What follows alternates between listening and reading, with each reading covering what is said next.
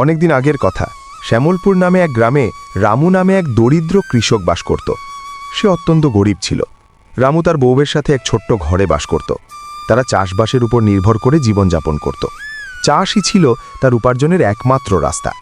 তা থেকে রামু যেটুকু পয়সা পেত তা দিয়েই সে সংসার চালাত। তাদের সাথে এক রাজহাঁস থাকত, তবে সে এখনো পর্যন্ত কোনো ডিম দেয়নি। তাই চাষই ছিল তার একমাত্র উপার্জনের পথ। তবে তারা বেশ সুখেই দিন কাটাত।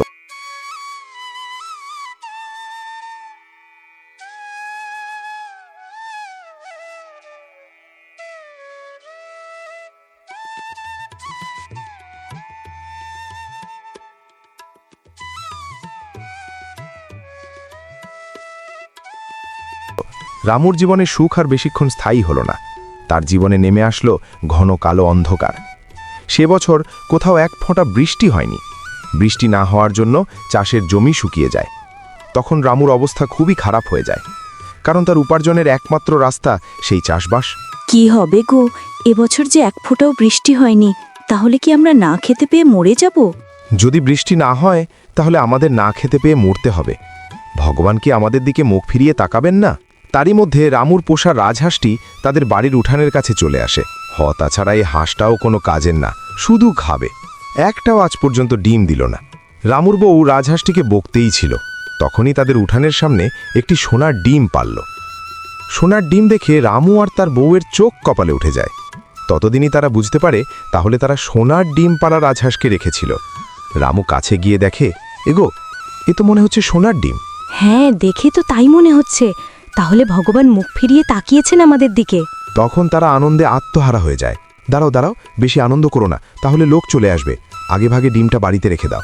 হ্যাঁ হ্যাঁ, ঠিকই বলেছ, তাই করি। এগো, আমাদের মনে হয় দুঃখের দিন চলে গেল। এখন আমরা সুখে থাকব।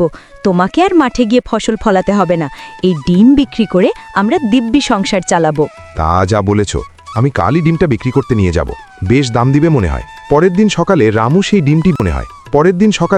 সেই ডিমটি বিক্রি করতে বাজারে নিয়ে যায়। রামু বাজার থেকে ডিম বিক্রি করে বাড়ি ফিরে আসলে তার বউ জিজ্ঞাসা করে, কি গো, এটা সত্যিকারের সোনার ডিম তো? বিক্রি হয়? হ্যাঁ গো, হ্যাঁ, এটা পুরোপুরি সোনার ডিম। এটা বিক্রি করে বেশ ভালোই টাকা পেয়েছি। এইভাবে প্রতিদিন হাঁসটি একটি করে সোনার ডিম দিত। রামু তা বিক্রি করে বেশ ভালোভাবেই চলত। এখন তাদের জীবনে আর কোনো দুঃখ কষ্ট থাকল না। কিন্তু যত দিন যায় রামু আর তার বউয়ের মনের মধ্যে লোভ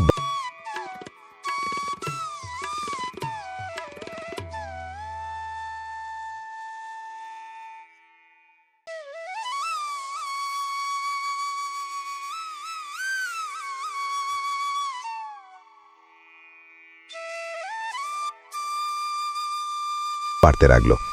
একদিন রামু তার বউকে বলছে, এইভাবে আমরা রাজহাঁসের কাছ থেকে প্রতিদিন একটি করে সোনার ডিম পাওয়া থেকে আমরা বরং তার পেট কেটে সব ডিম বার করে নেব। এতে আমাদের প্রতিদিন একটি করে সোনার ডিম পাওয়ার অপেক্ষাও করতে হবে না। ঠিক বলেছ, হাঁসের পেট কেটে সব ডিম একসাথে বার করে নেব। রামুর যেই বলা সেই কাজ। রামু একটি ছুরি নিয়ে হাঁসের পেট কেটে ফেলে। কিন্তু এ কি, হাঁসের পেটে একটাও সোনার ডিম নেই। রামু যখন হাঁসের পেট কেটে ডিম দেখতে পেল না, তখন তারা হতাশ হয়ে মাটিতে বসে পড়ল। কি হলো গো আমাদের?